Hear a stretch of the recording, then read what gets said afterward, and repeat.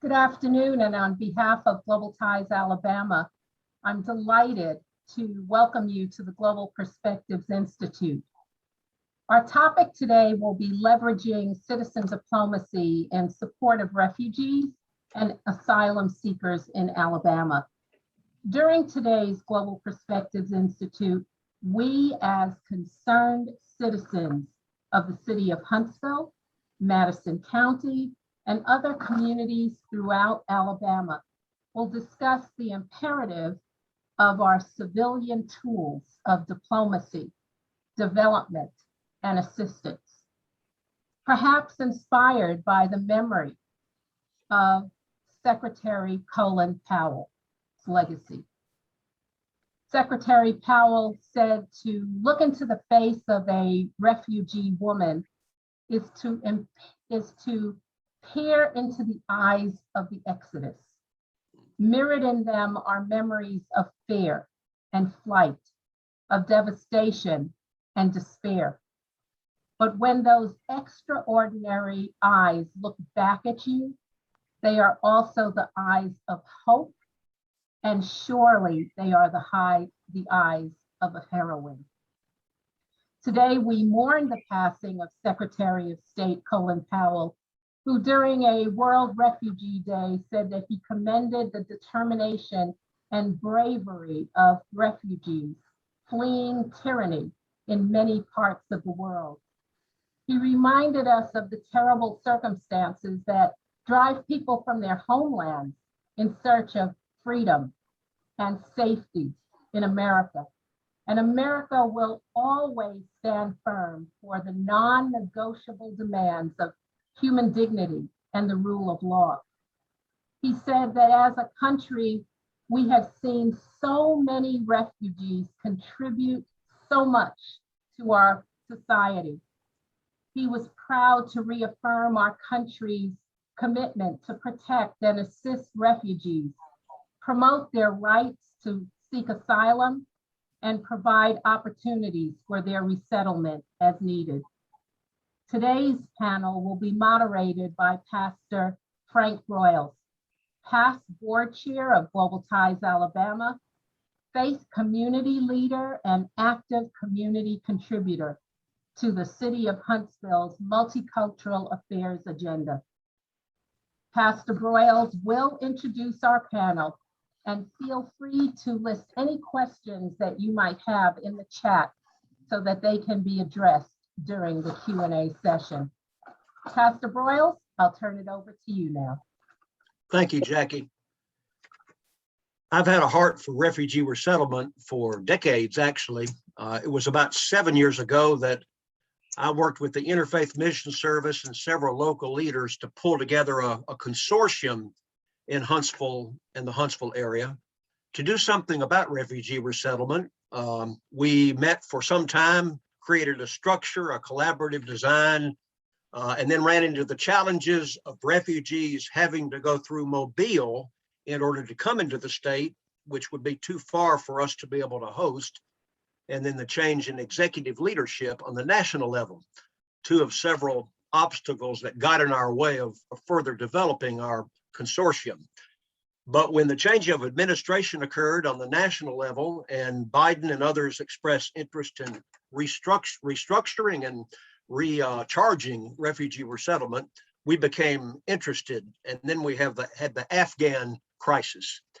So we pulled together a group of people about a month ago to discuss what could Huntsville and Madison County do in response to that, and then created a movement locally. So that's how I'm presently involved. Jackie Shipe has taken the leadership with that local movement, and we're very grateful for that. With that said, let me say a word about our panelists today, and I've had to take these resumes and carve them way down. So let me see if I can summarize the panelists that we have, and each of you will then speak and share. And then at the end of our time, hopefully there'll be time for some questions and dialogue, and using the chat room for the questions has been indicated. Linda Wilson is with us today. She's been a professor at the University of Alabama in Birmingham, highly respected and involved in nursing education, including international nursing work in a number of different fields. She's worked both at Tuscaloosa and at Knoxville in teaching and enlarging their vision for nursing and global affairs. Her interest in global health is significant. She has served as a Fulbright scholar, a specialist in many different countries, and is an expert in nursing education in these countries. She is now the president of the Refugee Interest Group for the Justice Committee of the Unitarian Universalist Church of Birmingham, which is the group that took the lead with refugee resettlement. That group has become incorporated into the Alabama Interfaith Refugee Partnership, and she is representing that group today and will bring us updates about what they are doing. Alexander Dirtka is president and CEO of the International Institute of Wisconsin, executive vice president of the Friends of the International Institute of Wisconsin. He coordinates the state Sister Cities Committee. He's on the Global Ties Board of Directors, is heavily involved in citizen and cultural heritage affairs across the state, but also across the nation, participates in the regional Fulbright Committee, the steering committee of certified social workers in our country, has a passion for diversity and transmission of children, cultural heritage to children, and has received a number of different awards in many areas.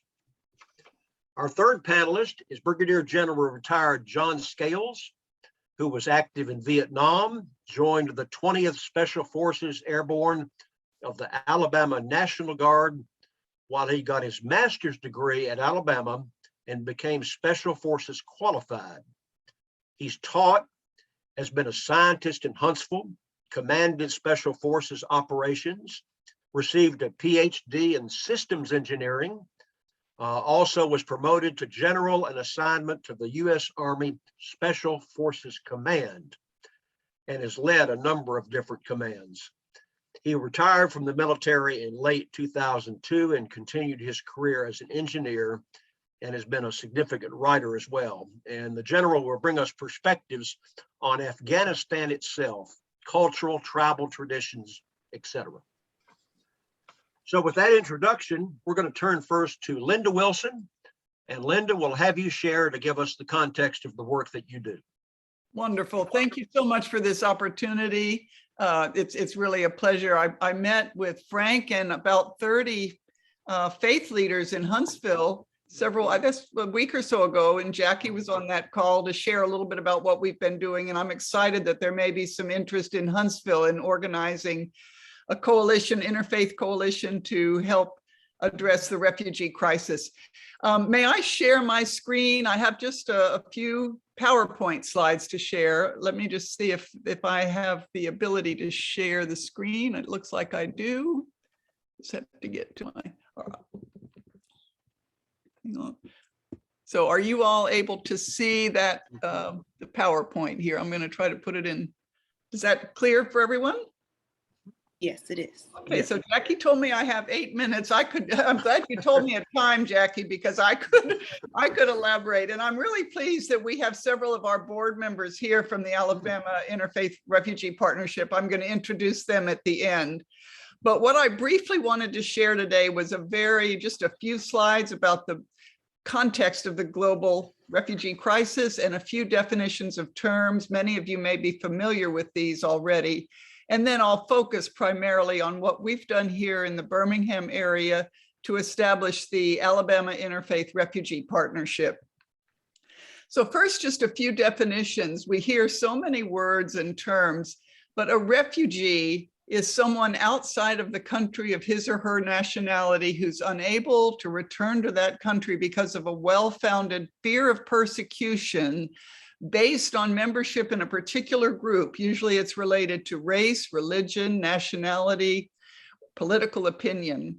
Asylum seekers must meet those same criteria. The difference is that a refugee is approved and designated as a refugee by the UN High Commission on Refugees before being resettled in a host country, whereas the asylum seeker enters the host country, in our case, the United States, and then requests asylum. And they often must go before an immigration judge unless they're granted something called affirmative asylum in the early days. And that is a very long and tedious and chaotic process right now in the United States. Internally displaced people have not crossed a border, but they are in their own country, but not able to return home. Sometimes it's famine or war, climate change.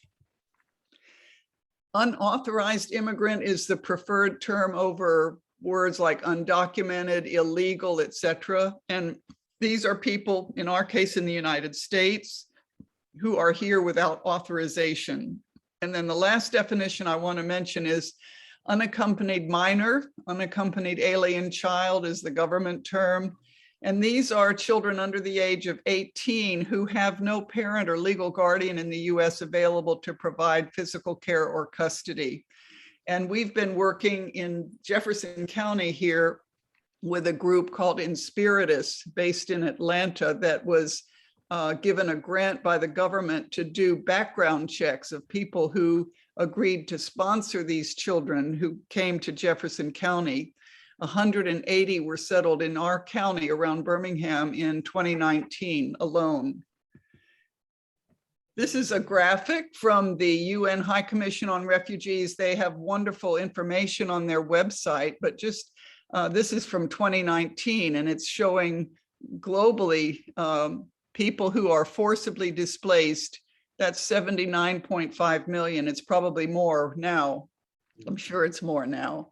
26 million are refugees, 45.7 million internally displaced, 4.2 million asylum seekers, and a large group, 3.6 million Venezuelans displaced abroad. And there's a lot more information I won't go over on this slide. Jackie, at the end, I'll be glad to share this PowerPoint because people can link, if there's interest in further information. The process for refugee resettlement in the US is that the president makes a recommendation to Congress each year about how many refugees will be resettled. And Frank, you mentioned the changes that happened during the 4 years of the administration of Donald Trump, when the recommendation went from 110,000 a year, the last year of President Obama's administration, to 15,000 this year. Wow. So it was a huge drop. President Biden has recommended increasing that to 125,000. But what happens then is that our State Department works with 9 umbrella organizations approved to do refugee resettlement. Those are mostly faith-based organizations, such as U.S. Conference on Catholic Bishops, Lutheran Immigration and Refugee Services, Episcopal Migration Ministry, etc. Those organizations have affiliates on the ground. So Frank, you mentioned the affiliate here in Alabama, that's Catholic Social Services in Mobile. And those affiliate agencies, when the umbrella group decides to accept a refugee, the government gives the organization a certain amount of money. It's about $2,000 per refugee to provide 90 days of casework service to help people get find housing, start looking for a job, English classes, etc. At the end of that 90 days, some organizations have other funding and they continue to provide support, but some do not. And so church groups or nonprofit groups like us can help pick up that slack and help supplement.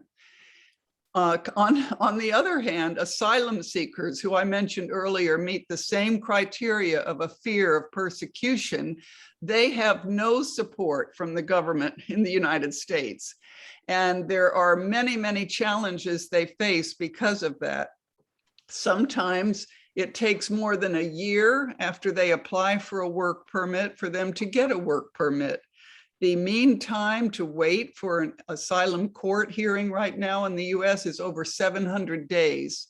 We have one family we just started working with, and she has a court date in 2025. That's 4 years from now. So during this time, if they're able, before they get a work permit, people are sort of forced to work under the table. no access to health care, all the things you can just imagine. So our group is really focusing a lot right now on helping asylum seekers because there really aren't other groups doing that. So how we started, Frank, you mentioned that we started in 2015 when I was a member of the Unitarian Universalist Church here as a refugee interest group. And as we started educating ourselves, it sounds like just like you did in Huntsville, you know, we found out what the process is.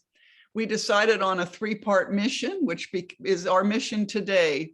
And it is to provide education, advocacy, and direct support for refugees and asylum seekers. We don't proselytize or promote any particular religion or political affiliation. And our education mission is to educate the broader community about issues related to refugees and asylum seekers. Advocacy includes trying to advocate for addressing the root causes of the problem. And then the direct support is helping people directly. We have an 11-member board and 8 committees that you can see here on the screen. Right now, about 300 people on our email and newsletter list. Our board meets monthly, and we're going to be starting quarterly meetings for all of our volunteers and supporters to kind of help people keep engaged. I'm really pleased that 6 weeks ago, we were able to hire our first staff member, and she's here today. Catherine Fulcher is an AmeriCorps Vista service member, and that is really helping us to move forward because up until now, it's been just a total volunteer organization, and it is still primarily volunteer. April Jackson McLennan is an attorney. She's here today. I'm going to introduce her shortly. She's on our board. She's done immigration law, but she chairs our education committee. And this is just looking at a few of the education programs we've offered. Most of them all of them since COVID started have been virtual, but we've done virtual film nights, book discussions. Right now we're partnering with StoryCorps and the One Small Step initiative to promote conversations among people who have kind of differing political views around the topic of immigration. And all of those will be archived in the Library of Congress if the people who who sign up. We've had a number of people sign up to do these conversations. They will be recorded by StoryCorps. Most of that is going to happen in November. We last week had a book discussion called about a book about refugees who settled in Minnesota, a wonderful book called Somewhere in the Unknown World. Our advocacy committee has been hard at work. We've partnered with Refugee Council USA and with Episcopal Migration Ministries to do virtual advocacy days, meeting with the staff of Senator Shelby, Senator Tuberville. Just recently, we were in conversation with both Senators Shelby and Tuberville's office, encouraging support for Afghan refugee resettlement and specifically to give Afghan allies, it's called the Afghan Adjustment Act. Many of them could not get the special immigrant visas because of backlogs in staffing. So we want them to come in with work permit ability right off the ground. So that's some of the things we've been advocating for. We offer 3 levels of direct support, full support, partial, and sometimes just volunteer care teams. The care teams help with many things: transportation, registering kids for school, English, cultural orientation, sometimes for immigration court. Currently, we're serving 15 families, a total of 49 individuals, and that often includes more people because many times other people are living in the household. For example, one group is recently we're helping 16 people living in one trailer. Whoa. Most of the families are from Central America. We do have a young man from Yemen who was referred to us recently. And previously, we've had partners. We call the people we help partner families from Angola, Colombia, and Haiti. We have an extensive volunteer orientation program, volunteer handbook. The handbook actually has been adapted by Episcopal Migration Ministries, a great resource. If you all start something like this in Huntsville, we can share all of this with you.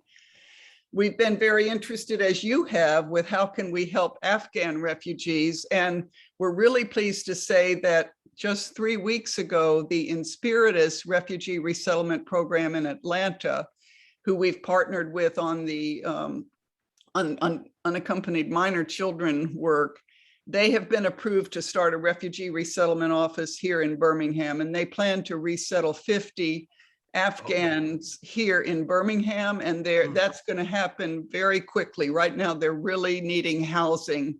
There's people who have been fully vaccinated and vetted, waiting on military bases for these refugee resettlement agencies to be able to welcome them.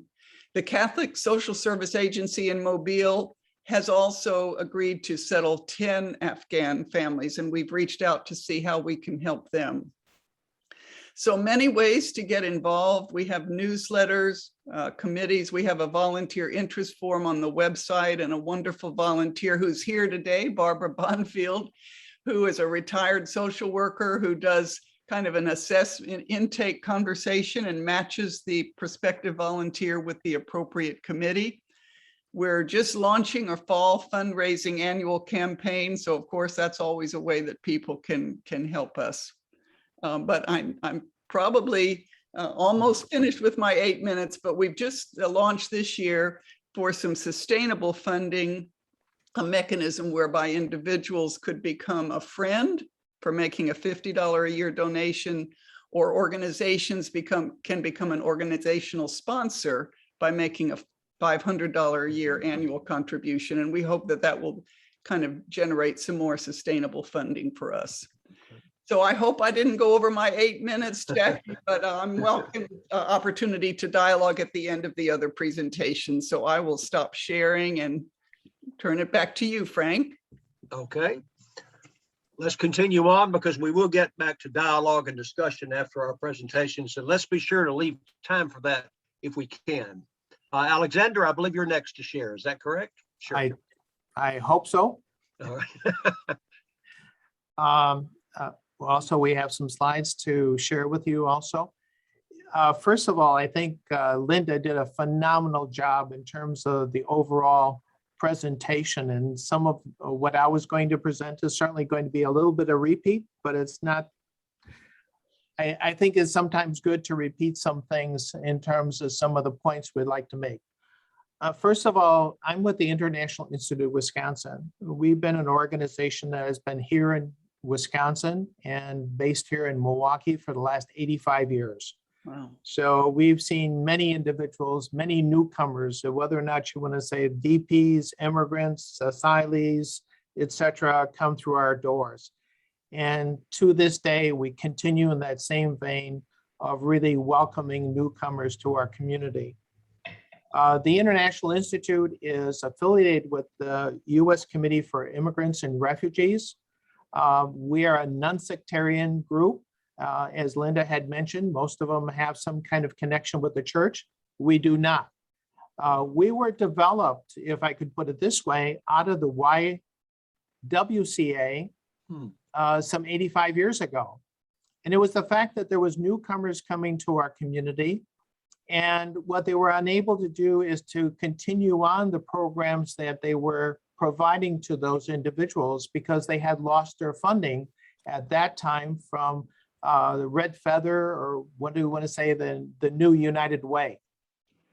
And so we had taken that over with a group of volunteers.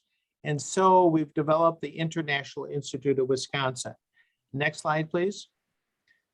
What you can see from our mission is quite broad. It's an organization in terms of international cooperation and understanding, a multicultural, multi-ethnic perspective through education, exchange, communication, social services, immigration and naturalization services. And we're talking about is that we serve all the communities. So if you look even at the staff, we have approximately 16 individuals at this time, not only in one area. But our staff is really kind of a reflection of our community. And we have 21 different languages that are spoken on our staff at this point in time. Wow. So it is kind of a broad view of the world and also of Wisconsin. Next slide, please. These are the services that we provide: immigration, counseling, and technical assistance. A very key element is interpretation and translation. And of course, as Jackie, citizen diplomacy. And then we look at educational outreach. So it sees its ways in a number of different areas in terms of from festivals to special events to special commemorations of dates, etc. And then finally, refugee resettlement. Next slide, please. One of the things, as Linda did a great job, is in terms of looking at definitions, and we'd need to click on each one of these if you can, is really to make sure that we understand the definitions. And I think that's really important. We've kind of gotten into this thing, everybody is a refugee. We keep referring to everyone being a refugee. Not everyone is a refugee. As you can see, they're very, very specific kind of categories.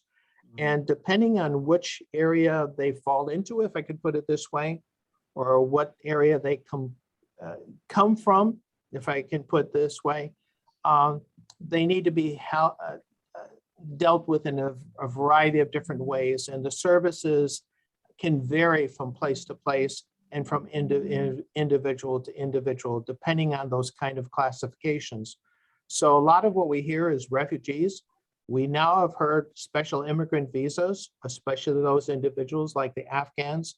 And then we get into the humanitarian kind of groups, the people who were, say, for example, working with the contractors that were in Afghanistan at this time. They don't necessarily fall into that special immigrant visa, but they would fall into humanitarian, for example, parole. Then you get into the asylees and the other immigrants that we serve. Next slide, please. The next is looking at a broad spectrum of who's out there. And as Linda said, yes, this has been updated. And it's kind of interesting that UNHCR doesn't update these until the day before World Refugee Day, which is June 20th of every year. And so this is the latest figures that are out there. And I think she said 79 million. Well, it's been upgraded to 82 million individuals who are displaced worldwide. And so we can see that there's a tremendous amount of individuals who are out there who need the help that we can render to them. And if we look at just the refugee population, the 26 million registered refugees, that means that they've gone through some part of the process, okay? And we look at the number of refugees that are resettled each year, we're probably talking about less than 1%. Yeah. And now if you take that and mirror it against that, it's great that President Biden has said we're going to resettle 125,000 refugees, okay? Look at how that number compares to the refugees that are out there, and that is just refugees. Now, as he said, we were going to do initially 125,000 last year. Then he downscaled it to 62.5. Then it was kind of downscaled again. If you want to say 20,000, do we reach 20,000? The answer is no. It was somewhere, I believe, around 11,000 refugees that were resettled last year. And part of the reason is that the system is not, how would you say, keeping pace with the demand. Right. In some instances, it had been dismantled over the past years and even over the prior administration. Now, let's just not talk about the last administration, but we have to go back further. Is that has not been a real high priority in terms of assisting refugees. So it takes time to build up again. And as we look at the agencies that are out there, there are very few agencies.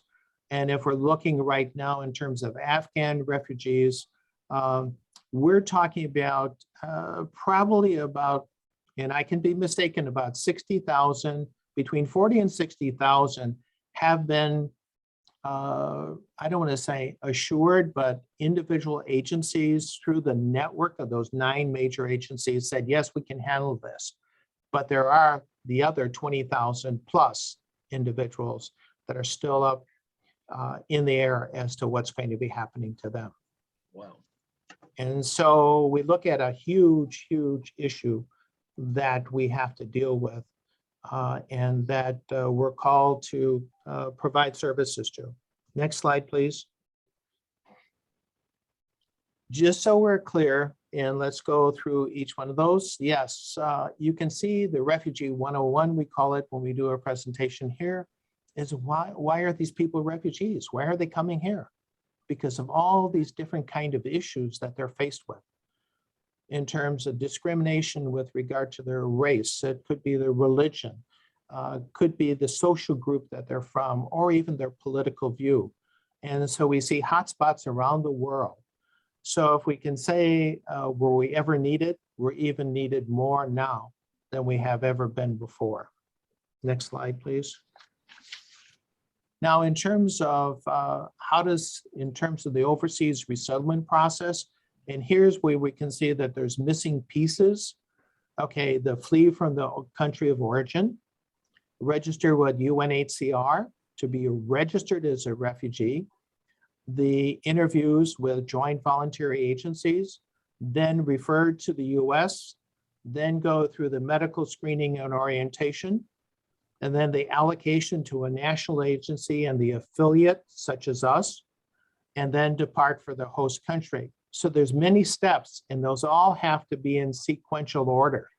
Now, for example, in a medical screening and orientation, if that medical screening, say you're in the pipeline, and you had your medical screening 29 days ago, okay, and you did not depart for your host country on the 30th day, you have to go back through the medical screening again because the fact it's only good for 30 days. And so you look at these finer points that really inhibits the I don't want to say constant flow, but the steady flow of refugees into the United States or to other countries. Next slide, please. Now you might say, what do the agencies do? Well, pre-arrival setup and airport pickup is a major thing. Now, one of the issues that we have identified within our community, and I am sure this is nationwide, is the big issue of housing. We have this influx of refugees right now, probably more in a very short time than we would normally get in an entire year or have in recent years. And housing is becoming a major, major issue as to where do we house these individuals? They're looking for a home. And we're talking about pre-arrival setup. We're not only talking about identifying a house, but also supplying everything that you need to have that family move in, how would you say, and call this their new home. So that's an important thing. Social services, as you can see, in terms of the variety of different things from Social Security, which is always held up, employment authorization, and then you get through the various kinds of other issues that you have to deal with, like, for example, the other public benefits, schooling, medical exams, and also employment. And then as we look down after a year in terms of applying for their green card, how did they go through that process? And also for citizenship, how did they go through that process? Now, for the green card and citizenship, now think of it, we have this huge influx of individuals coming in at this point in time. How is that going to look in a year from now? Are we going to have the backlog not at the front end, but someplace along the middle, that there's going to be this huge need of which we cannot really supply the necessary resources or to apply the resources that are needed to achieve those particular kind of goals? That is an important fact. Now, as we move on, we look at the variety of different services and who is able to assist us. As it was said before, there is dollars that come with each individual refugee. Now, if you look at that, that has not been increased I've been around for, I hate to say this, for 38 years doing refugee resettlement. I would say in the last 20 years, that really hasn't changed at all in terms of the number of dollars, the dollar amount that comes with the resettlement of each refugee. So you can see some minor things. There might be a $25 increase and everybody goes, wow, that's fantastic. But look at what the cost of living is in trying to get a family settled and to get moving in the right direction so that they have good footing. So that is a major issue. Now we get those federal dollars, and then we also have state dollars that come to us, which are actually federal dollars that pass through the state to provide additional social services. So really you have to look at where's the money come from. You got to follow the money, and you have to go back to the feds and say, okay, it's great to do these things, but one important thing you have to remember, how are you going to fund this? It cannot just fall on the shoulders of all the nonprofit agencies, all the nonprofit, the church groups in the communities. You also have to assist us. We're willing to put our shoulders to the wheel, but we also need additional help, especially in these times when things are much more difficult than they've been before. Now, one other thing I'd like to bring up is that as we get into the Afghan situation, I want to say that that is phenomenal. No question about that, the responses that we've heard. But my also concern is what about the other refugees that are out there? And especially those individuals, as you look at the whole refugee process, some of these individuals have been in the camps waiting for the last 10, 20 years or more.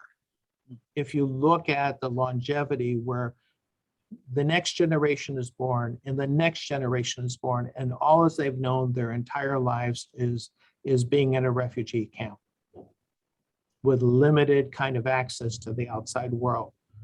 I think as we look at, yes, we have a crisis situation right now and we're trying to deal with that, but also I think we cannot forget about those other individuals who are sitting out there and waiting for our assistance.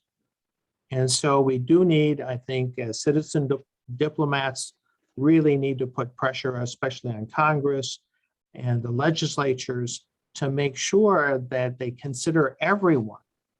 Everyone is important. Every life is important. And one of the things I want to say that I think from your perspective and what you're trying to do is, you know, there's that old saying, it takes a village to raise a child. I want to say it takes a community to resettle a refugee. You need the entire community to be behind you. And so you need to get all the support you possibly can. Next slide, please, I can have. Lastly, I think one of the things that we need to make sure we do is that we provide linguistically and culturally sensitive services to a very diverse range of individuals. So especially as we get into working with the Afghans right now, this is a new thing for us here at the International Institute, because our latest groups have been especially Congolese, which we had to retrain people in terms of how do we deal with the Congolese population. And also probably just before that was working with the Burmese. And after that is working with Syrians. And now it is working with Afghans. So in each one of these, it's not a stationary front, it just keeps moving.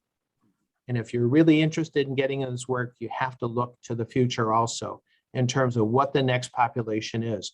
And one of the things that you need to do is to make sure that you have individuals who are working with you, who can provide those linguistic and culturally sensitive services. And especially as we look at coming out of very hard times, for example, mental health services. Because all these individuals have gone through tremendous trauma before they have come here. And we need to help them to become part of our community, to feel that they are in a safe place, that this is their new home. Thank you, Frank. That's my presentation. Thank you, Alexander. Appreciate that. And those final comments is a great bridge concerning language and culture with regard to Afghanistan, because John Scales has some perspective to share with us, especially regarding, I guess, the culture and the social milieu. So John, why don't you take it from here and share with us? Okay, I'll try to put this this screen up and we will see how that works. All right. Okay, let's put the whole thing up on slideshow here. There's only 4 slides, so hopefully that will get there. All right.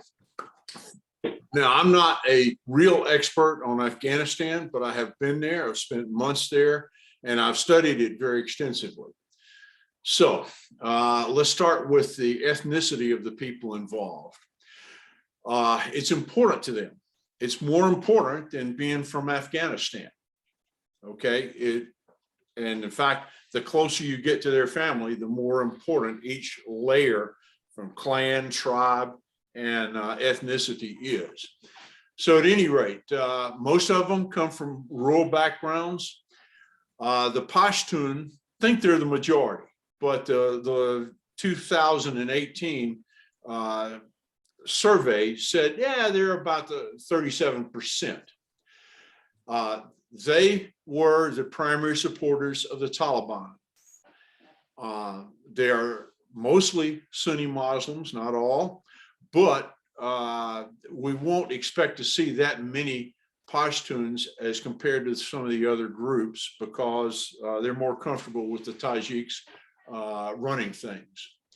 Okay, the second most numerous group of the Tajiks, about 37. I should mention the reason the Pashtuns think they're the majority is half the whole Pashtun ethnicity lives in Pakistan and they think of themselves as one peoples. Okay, so anyway, the Tajiks, 37%, they're almost all Sunni.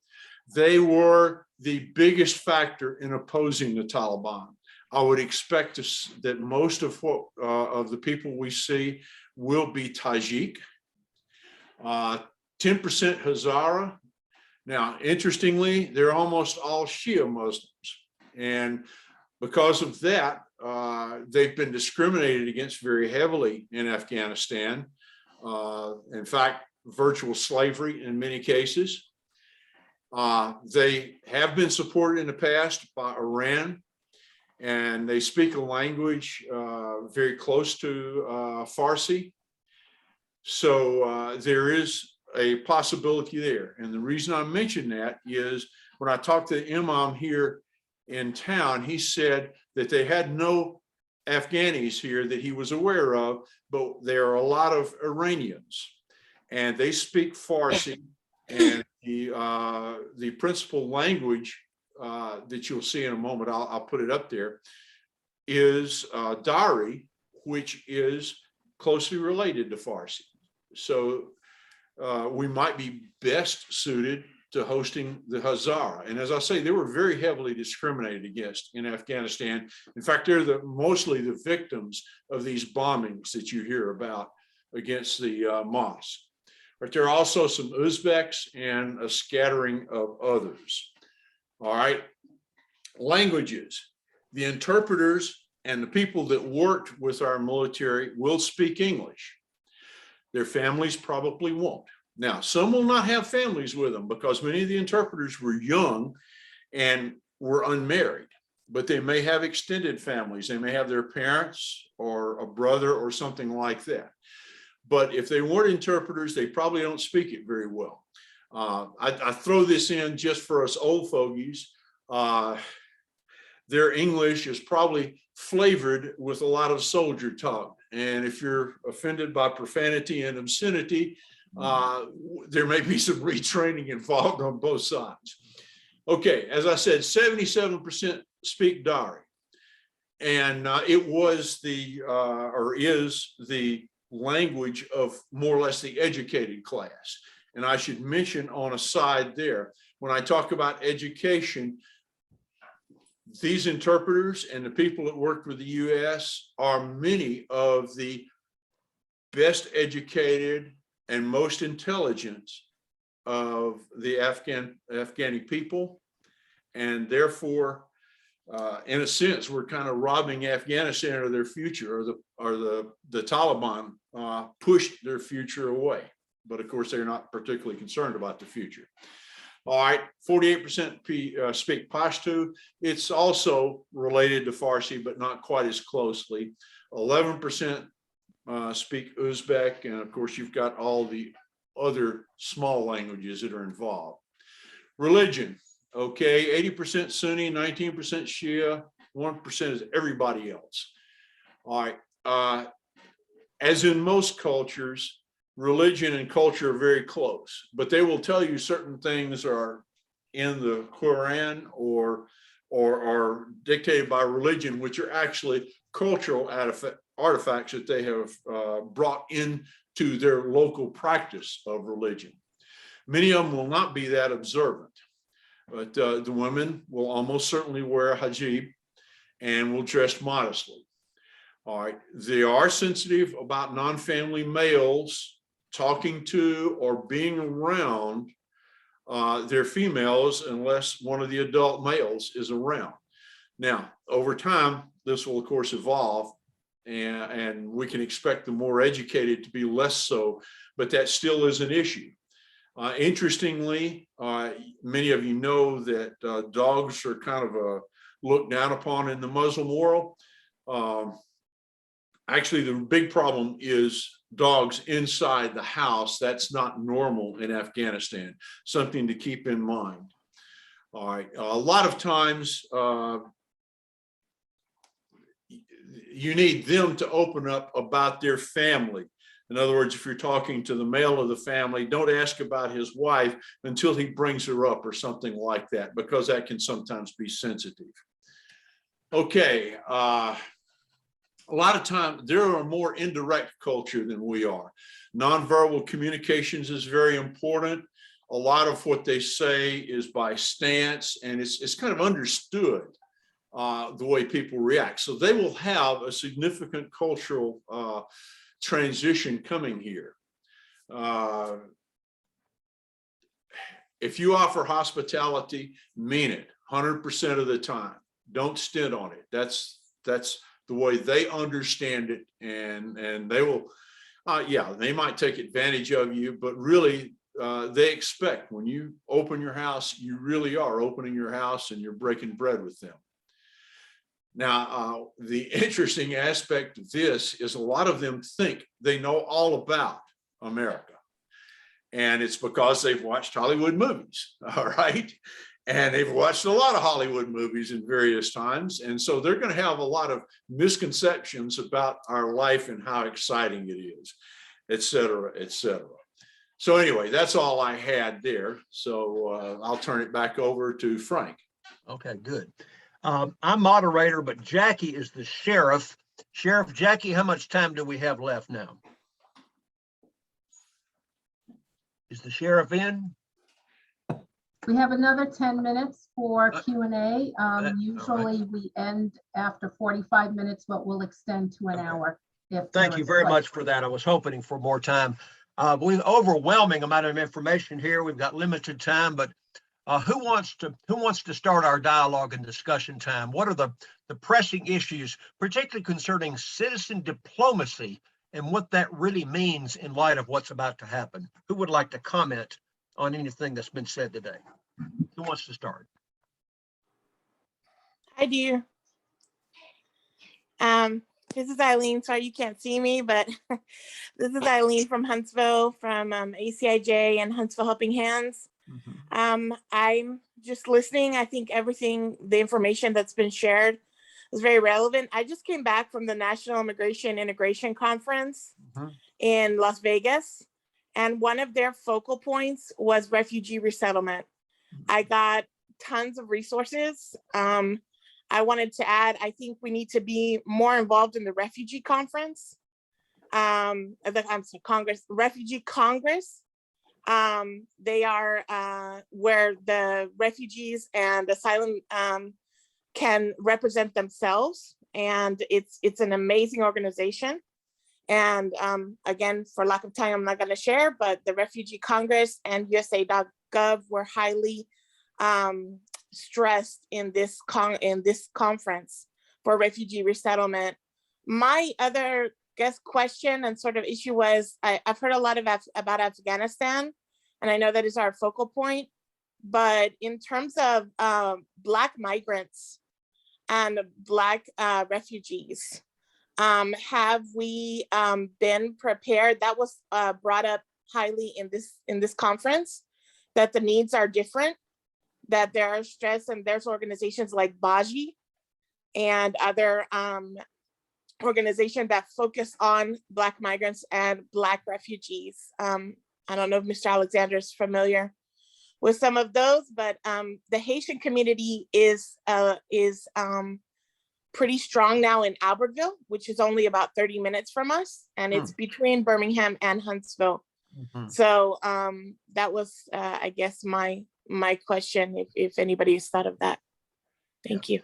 Well, and Alexander, you mentioned about the situation with focus upon Afghanistan, but what about other needs? So this is going to be seems to me a critical issue with limited resources. Where do we focus our attention in this area?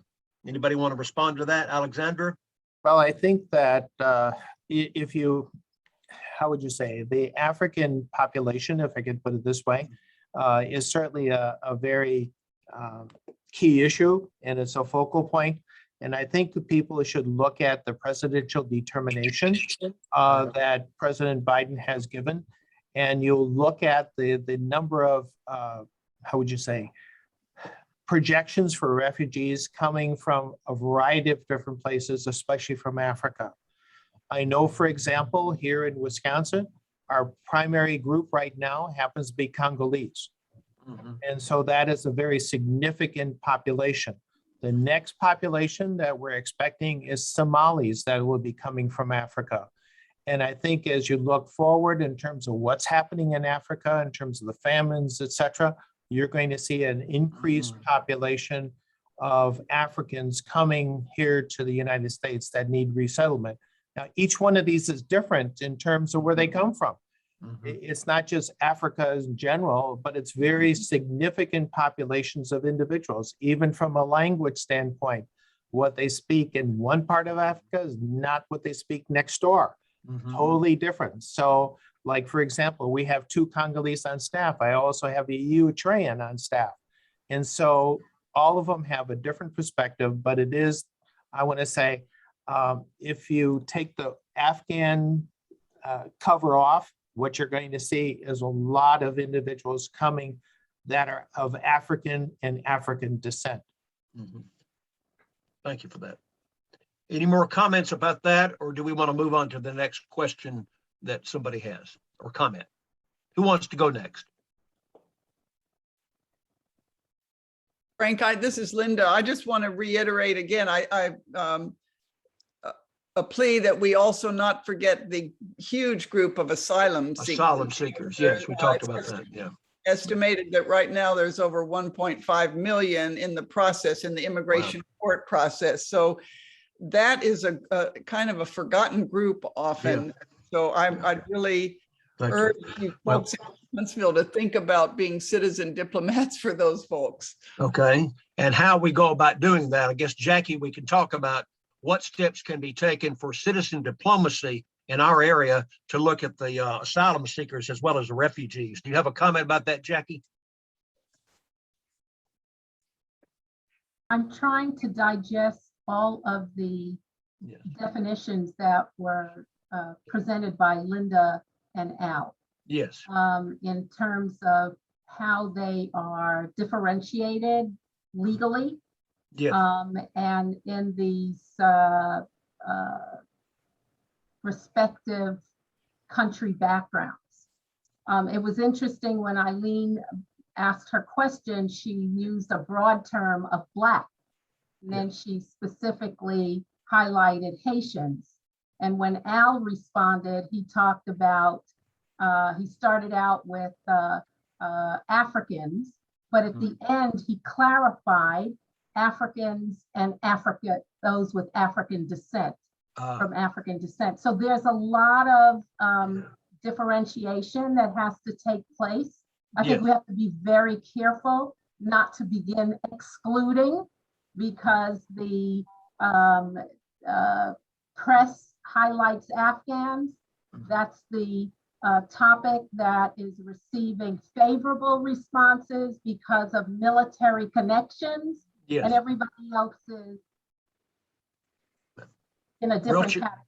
So I think there's a lot of face-to-face conversation that we're going to have. That's right. Yes. I'm delighted to know that Ms. McClellan is on this call, because we can't do this work without legal representation. And I just am thrilled with Al and Linda and the hands-on perspectives that they have been able to share with us today. No way could this be resolved for next steps in 1 hour. And Thank you. what Understand. has to be discussed. And Very good. I would just ask Frank, and I suspect you might do this, but anyone who is interested in being a part of the ongoing discussion, I know that Frank will ride me on this, and so that we will have to have a formal follow-up meeting within the next 10 days. So if you're interested, please let us know either directly by email or by the chat. Good. Sounds like we need to wrap up, right, Jackie, for this particular hour? You have 3 minutes.